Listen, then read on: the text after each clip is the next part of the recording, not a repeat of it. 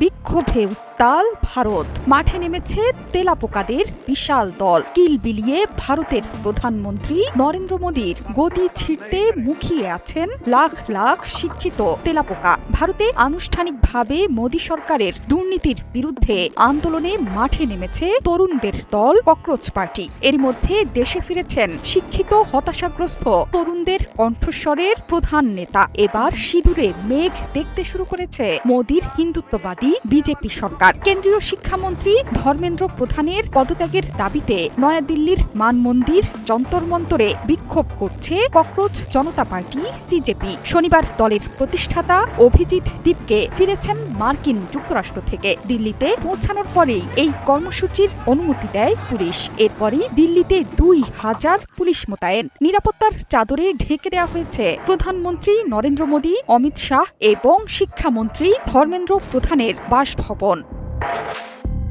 দিল্লির ইন্দিরা গান্ধী আন্তর্জাতিক বিমানবন্দরে ইমিগ্রেশনের আনুষ্ঠানিকতা সারা মাত্রই নতুন এই নেতাকে ঘিরে ধরেন ইউনিফর্ম এবং সাদা পোশাকের 10 থেকে 15 জন পুলিশ কর্মকর্তা। কিন্তু ভয় পাওয়ার পাত্র নন তরুণদের এই নেতা। শনিবার সকালেই আন্দোলনকারীদের বিক্ষোভ স্থলে আসার সময় সঙ্গে বই এবং পতাকা রাখতে আহ্বান জানিয়েছিলেন। তার কথা মতোই হাজির বহু বিক্ষোভকারী। নিট ইউজি পরীক্ষার প্রশ্নপত্র ফাঁস এবং শিক্ষা ব্যবস্থার সাম্প্রতিক বিভিন্ন কেলেঙ্কারির প্রতিবাদে কেন্দ্রীয় শিক্ষামন্ত্রী ধর্মেন্দ্র প্রধানের পদত্যাগের দাবিতে ডাকা হয়েছে এই বিক্ষোভ।